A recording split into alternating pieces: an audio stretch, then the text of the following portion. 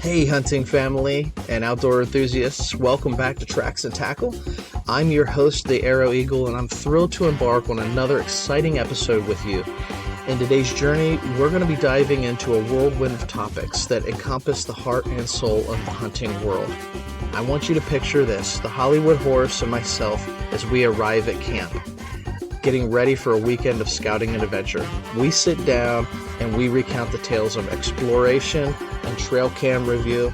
As we chat, we also reflect on the beauty of those first-time hunters, those who step into wilderness with the wide eyes and a heart full of excitement. We'll explore the thrill of trying something new and the memories that are etched forever. And folks, if you thought that was all, think again. This episode wouldn't be complete without a gripping storytelling session. Get ready to be transported back to last year's hunting saga, where every twist, turn, and pulse-pounding moment unfolds.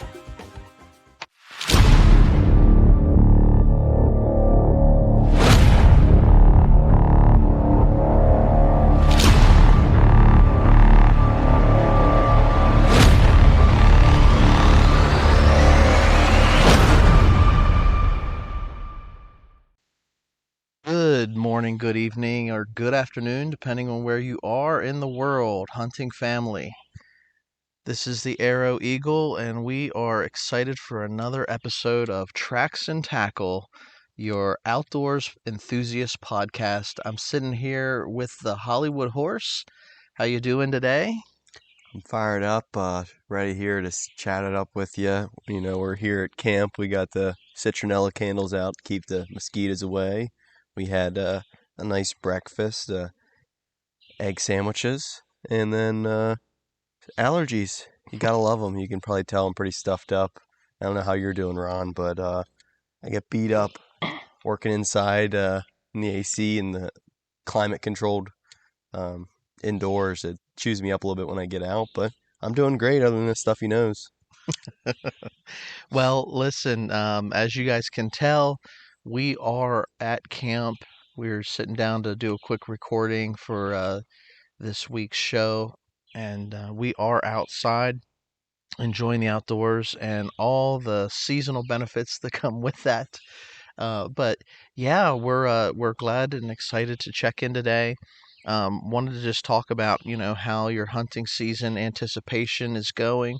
We're going to touch on a couple of different topics, and we're going to tell you a few stories of hunting years past, lessons learned, and dive into that a little bit later. But how has your scouting been going so far this year?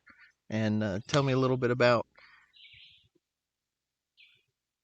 the trail cam pics that we've gathered, and what are your hopes for this season?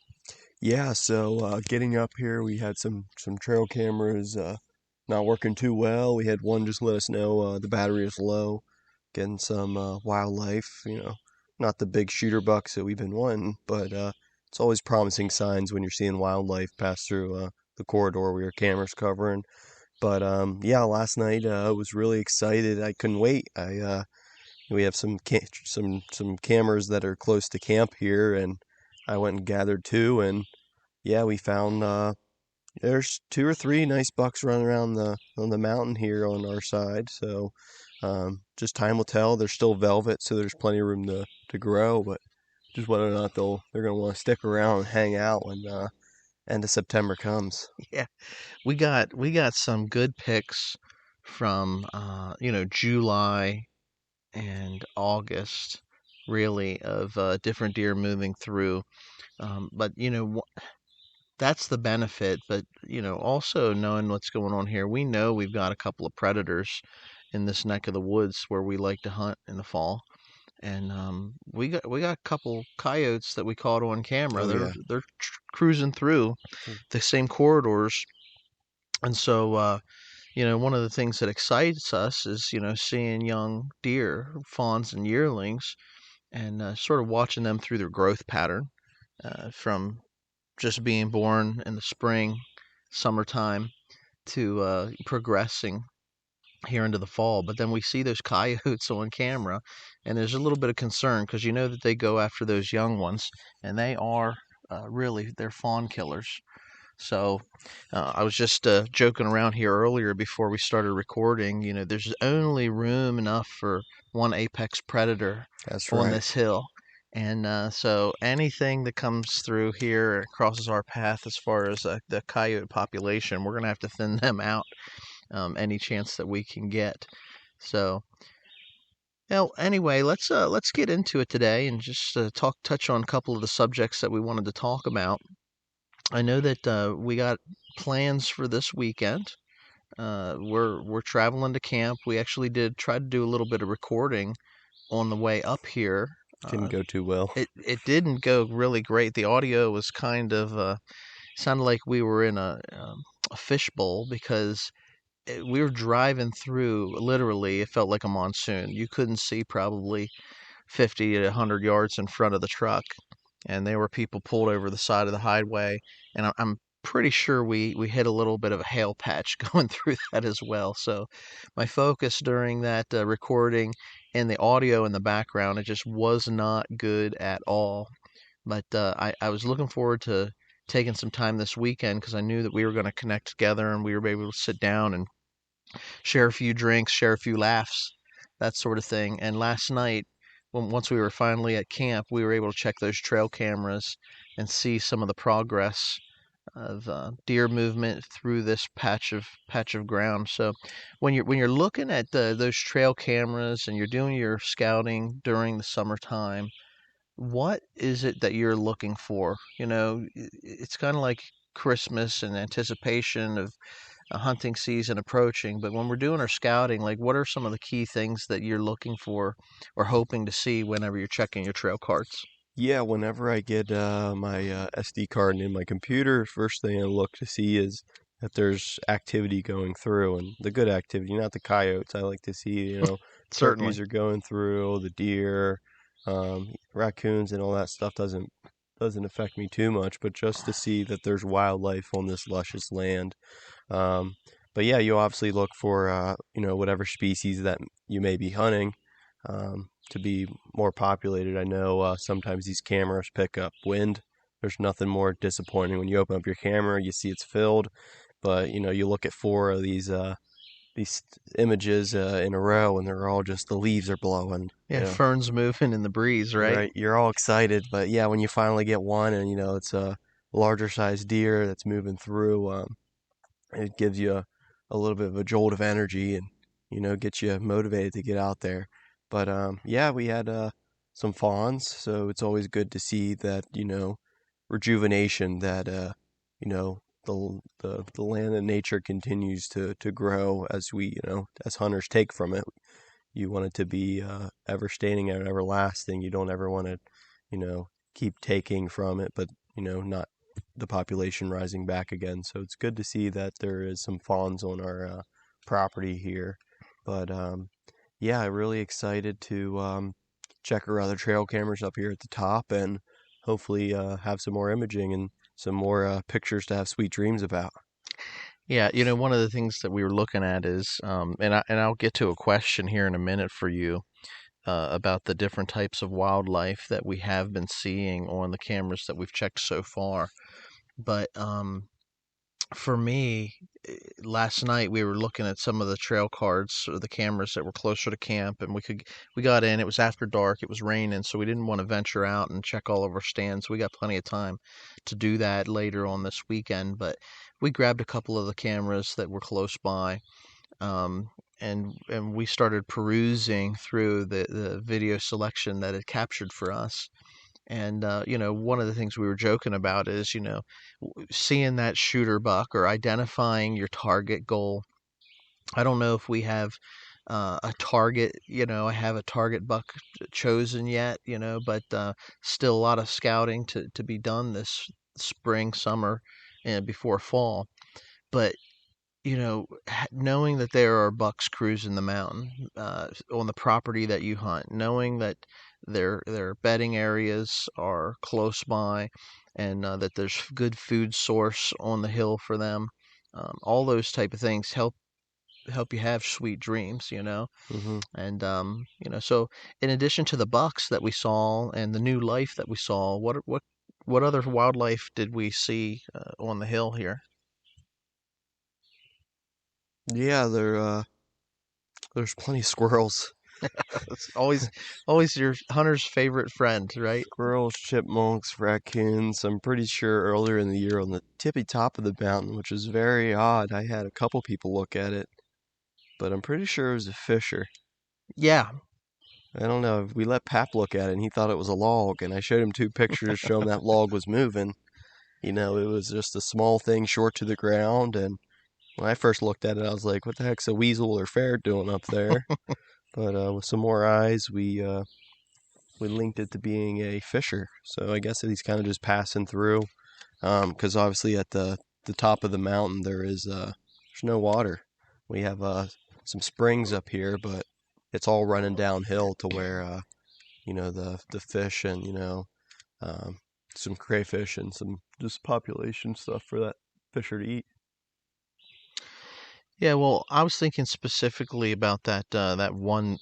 Oh, We got some black bear hunters that love to hunt the hill in the county that we are in, I forgot about that. and I've actually only gone a bear hunting one time, and there's a lot of guys that hunt the area around here because there is a known population of black bears.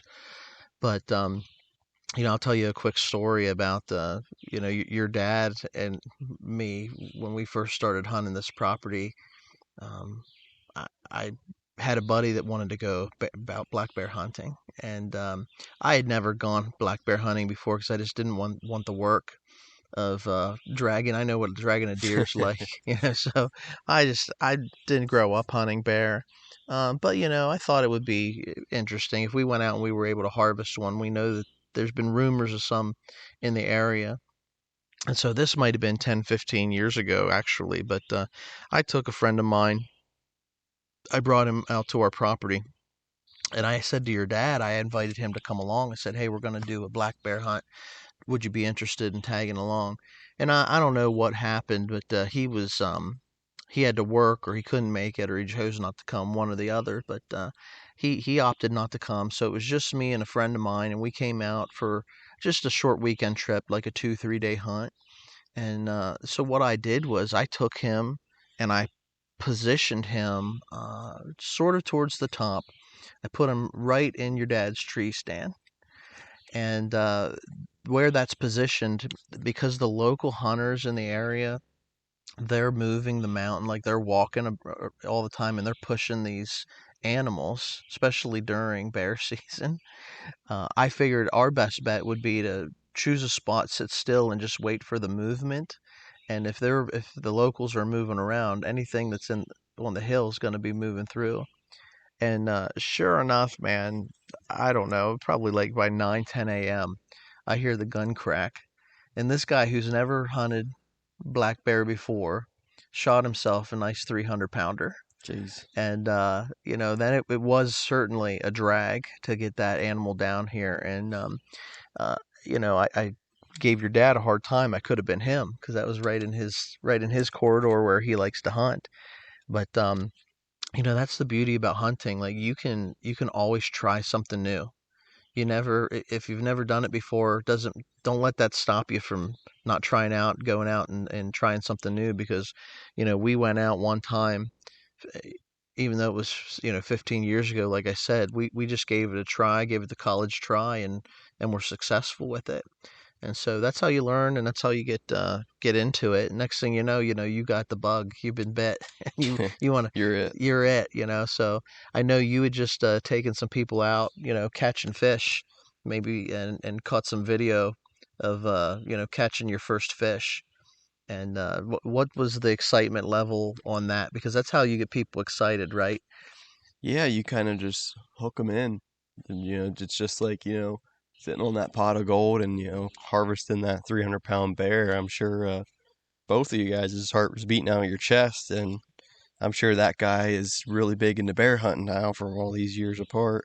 But yeah, it's just awesome to see the adrenaline come out in people and the best.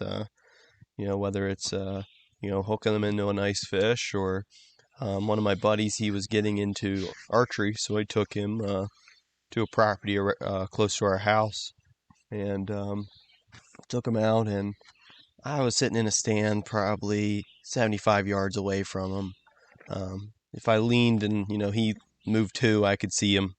But anyways, this herd of like 15 does came barreling through, and I think the first round it was too dark, but they came barreling through, and it was starting to get to sunlight, but they came by his stand, and he was trying to knock an arrow and get adjusted, but when he was storytelling to me, his heart was beating out of his chest, and it goes from 0 to 100 pretty darn quick. So he was fired up by that. Not even you don't even have to shoot. Just sometimes, just when you're out there, just when something cool happens, it's a lot of fun. But obviously, there's also a lot of times too where you're just sitting there hanging out. I'm a victim of it too. I take a lot of naps, or I'm on my phone. I just keep my ears open, and you just kind of wait for that moment to strike you, and you just gotta make sure you can capitalize on it. But yeah, it's interesting what you say about you know, someone hunting from someone else's stand, and you have a nice one. You don't know if let's just say I bring a buddy or there's a stranger in my stand, but family friend, like you don't know whether to be really happy for that guy or a little jealous and envious. Um, I've done that. I've done that before. Brought a friend or somebody that bring them out hunting, and they harvest an animal. They see the deer. They catch the fish, and you don't. You get skunked. But that's part of like being a good guide too. I know I've had that done for me where people have invited me to go hunting. They put me when you have a guest, you want to set them up to succeed, hmm and I had that happen just a year or so ago where a buddy of mine, we talk hunting all the time, but we've never actually went hunting together. And he invited me to come out onto his property and do a little bit of archery hunting. And so, me, I didn't turn that down, that offer. So I went out, and this guy, man, his property, there's sign everywhere. Like there are deer trails going through. There's a nice creek bottom moving through, rubs, scrapes, trails, all sorts of sign of deer everywhere. And he tells me he can't see any deer. He's not seeing any deer back there. So I said, all right, well, where do you want to put me? And he put me in a spot where he used to sit. He found a better spot for his stand, and he plugged me in there. And by daylight, man, I mean, I got up the tree in a climber, and I had a little yearling running around, just cruising through the area. So I had activity, and I was watching deer. And I think that's part of the key when you first get started, or even if you're not an everyday hunter, it's there is a lot of downtime, just you and God and your thoughts in the tree. But when you're young and you're seeing wildlife, that makes it so much easier. It makes it easier to sit for longer periods of time. And anyway, he set me up, man. He made sure I had snacks. He made sure I had a good spot. I was seeing deer. I saw that yearling cruise through my visual probably 3 times, and we just did like a morning hunt, like a 6 a.m. to noon type of hunt. But just seeing that little deer move through, and then on top of that, I saw a nice little 4 point come cruising through as well, and so I got him on camera, filmed a little bit of him, and even though no shooters were coming through, I thought, man, this is really a honey hole for whitetails. And my buddy, who was my guide, and it was his property, he probably 200 yards from me in his own stand didn't see a thing all morning. So you never know. And but being a good guide is always very important if you want to get people interested into the sport. yeah, and it's always about being at the right place at the right time, to have some luck. But yeah, I still get that way if if a spike buck rolls through, or a very small deer, could be a fawn, but I know I'm not pulling back on it, but my heart is beating out of my chest, and it just gets you so awake and attentive and fired up. And you got to sit still, so you're almost shivering because you're borderline nervous, you're anxious, all the emotions are running through. But as quick as it happens is as quick as it's gone, and then you're like, what the heck? It's over. It's over. The same way if you have a shooter come through and you squeeze the trigger or release an arrow, is you're nervous, you're jittery, and then afterwards you're like, oh, it's over. Yeah, I was, I'm thinking about the topics we want to get into today. One of them very similar to this. We talk about seeing activity in the woods. Regardless of what game it is that you're hunting. We got some neighbors, well, on the property adjacent to us, and they got some younger guys, young teenager boys Hmm. that are getting into hunting, and they hunt a couple different states. And last year, just sitting listening to the boys talk about the deer that they've harvested at a young age.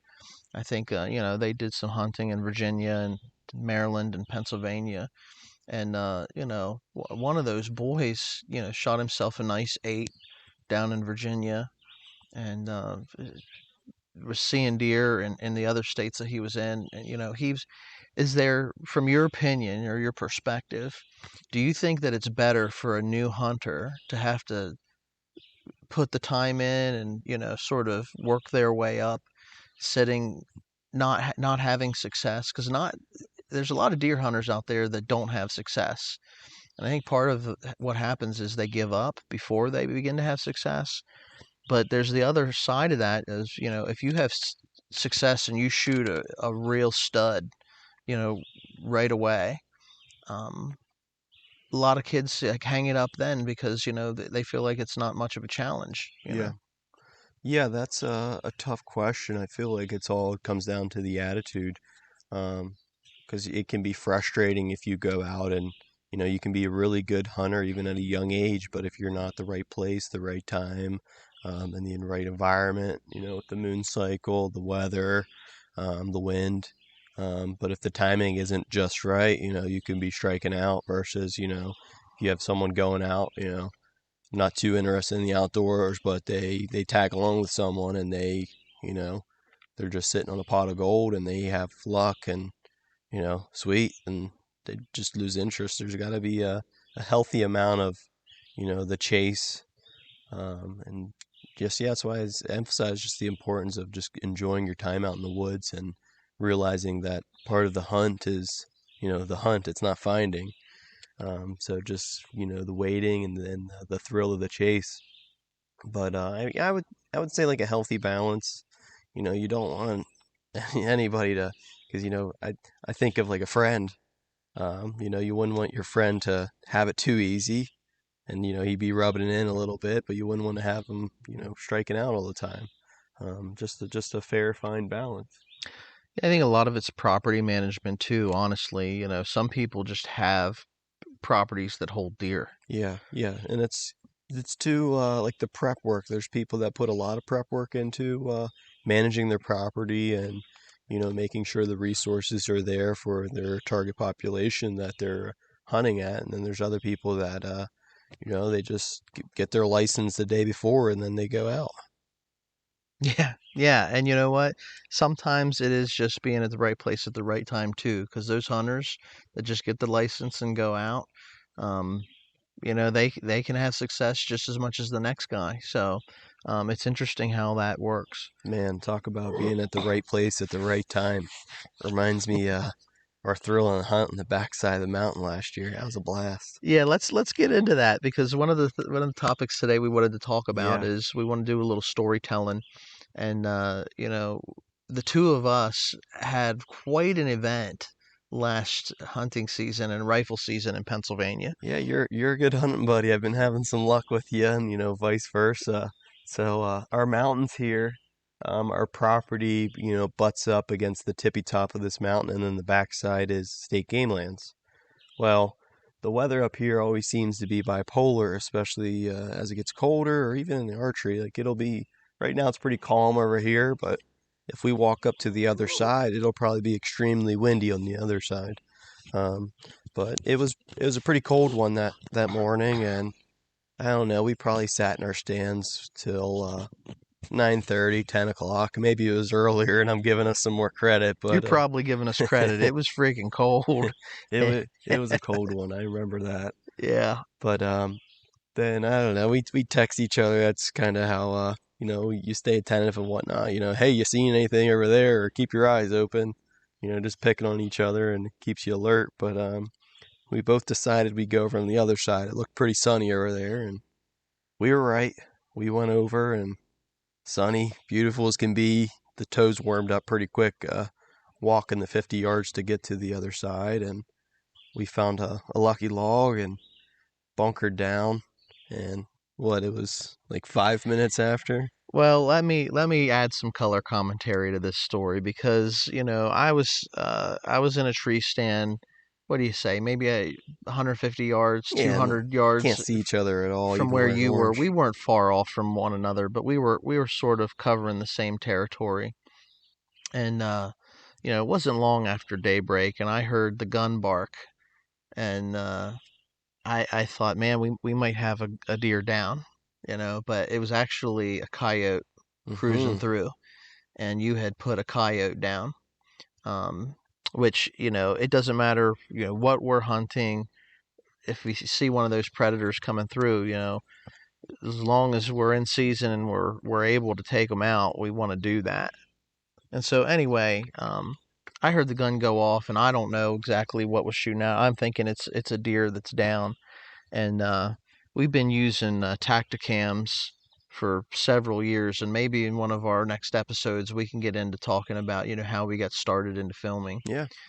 because that's a story in itself. But we got the wind was blowing, it was raining a little bit, it was pretty chilly, and we decided we were going to go to the other side. So when we got to the other side, like you said, we found a nice little lucky log, a downed tree, and the sun was hitting us, and we were able to sit there and incubate and thaw out.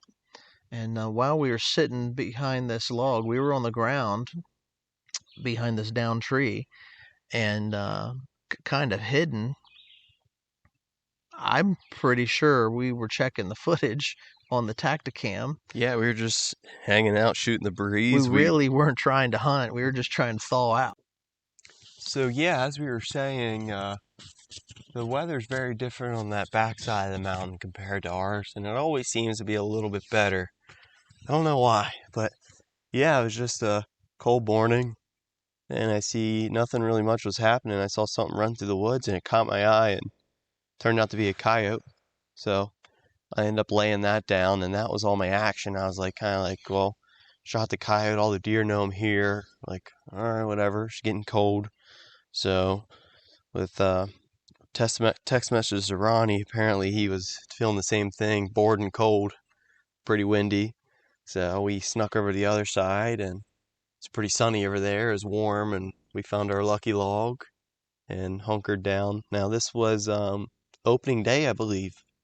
Um, It was the first 1 or 2 days. I don't know if it was opening day. It might have been opening day. yeah, I think it was the day after. It's normally a pretty tamed opening day, but went over there, and as soon as we sat down, and there's a deer kind of running up through, we were playing on our phones and reviewing footage. Um, yeah, almost having a little picnic up there. We weren't expecting anything. We were just hanging out, getting warm. Yeah, we were just thawing out and checking the footage from this shooting that had happened earlier in the morning, and this deer comes busting out of the brush, caught us off guard, but actually it kind of woke us back up. Got us our head back into the game. So I'll let you continue with the tale.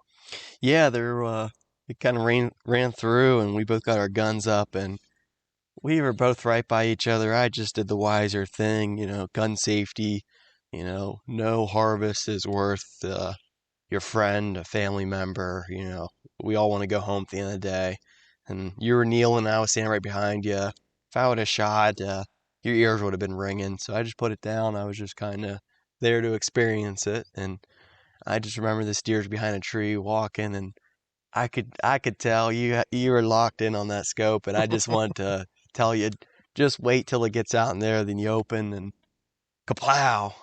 And I don't know if you missed or hit the tree, but Yeah, That deer took. upon further review, I did send a little lead out after that deer caught us off guard, and it was running up the hill, and there was opportunity. So I appreciate you taking my hearing into consideration and not shooting, standing beside me or a little bit behind me. But yeah, I let a bullet fly, and I clipped the side of a tree because we're Yeah. hunting in a pretty heavily wooded area that is got mature oaks, and so anyway, that's sort of the terrain we were hunting.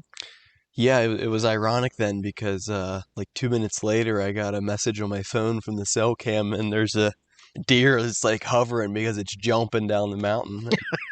If we can't confirm that it was the deer that you missed that, but if I was a gambling man, I'd be willing to He wager. was running through the same quadrant of where that cell cam was for sure. Yeah, So but I can't pick on you too much because I want to say 15 minutes later, we were almost doing the same thing, reviewing our footage, just kind of like, wow, that was awesome. And, we hear brush crackling, get ready. And this thing was probably 15 yards away in the thick of it, but I shot once or twice, completely missed. It was just too thick, but, you know, that was it. Come to find, the backside of the mountain was getting drived by a big group of guys, and so they were pushing all the deer up our way. yeah, so I mean, we had two doe come into us, and we both had shooting, and put one down, and the other one ran off. Thought we might have had hit on it. We weren't quite sure the way that it ran, and so we were just sort of setting and letting the water settle on the backside of all that excitement. And what we ended up having was more doe come up, and there was a pile of them. And we had, I don't know, there were 6 or 8 doe in line. Sounds about right. We were hunting for a couple of days and hadn't seen any deer. Well, that's because they were all grouped up together, and once they came across our path, we let them have it. Yeah, man, I just remember we got into that herd, and you were kneeling, I was getting some shots, and then we all had to reload. I jammed, my gun jammed. These deer, they went over the ridge, right? So I ran after them over top the ridge. They were on the other side of the mountain, and I'm like half yelling at you, like, dude, get over here. They're walking, because the rocks that we struggle to, hike up on, it's the same for them too, especially if they have to run. So they were just trotting, taking their time, even with the gunshots. So I was yelling at you for some support, because I think I was getting pissed off because I wasn't hitting them. So I was like, hey, man. And you're not a bad shot. Get some help. Yeah, you're a good shot, definitely. It was interesting. So anyway, long story short is, we took out 2 doe, and if your dad wouldn't have come up to bring us something to drink while we were cleaning up the mess, he would have never believed that out of the 3 animals we shot that morning, or in that day hunting, 2 of them were headshots. You'd think it'd be just us storytelling. Yeah, I made it down the camp, and everyone on our side of the mountain was there to witness everything, because I guess the rumor was there was a really nice rack buck that's been heading down. Maybe he was heading towards those does, and we were just impatient. Should have waited, right? But everybody and their grandmother were there, just waiting to see this buck, and they were surprised, just to see these 2 doe and a coyote. Well, think about it, right? It was quiet. The hunting the day before, there weren't a whole lot of shots. There were a bunch of hunters in the vicinity on the neighboring properties because it's the opening day, and maybe 1 or 2 gunshots on the first day. But the day 2, when we ran into that pile of deer, what do you say? Like, if you have 4 shells to a clip, 1 in the chamber, it's 5 shells per round. We probably each went through 2 clips, trying to hit these deer on the run. And so from somebody that was in another part of the property, from going from hearing like 1 or 2 shots all day to hearing 10 to 12 shots at a minimum. They thought they were interested. People were coming to check out what was going on. So, and this is the stuff this is how legends truly are made, because even when you tell them what happened, they don't believe you're telling them the whole story. Yep. That wraps up another thrilling episode of Tracks and Tackle, a podcast brought to you by Menser Outdoors.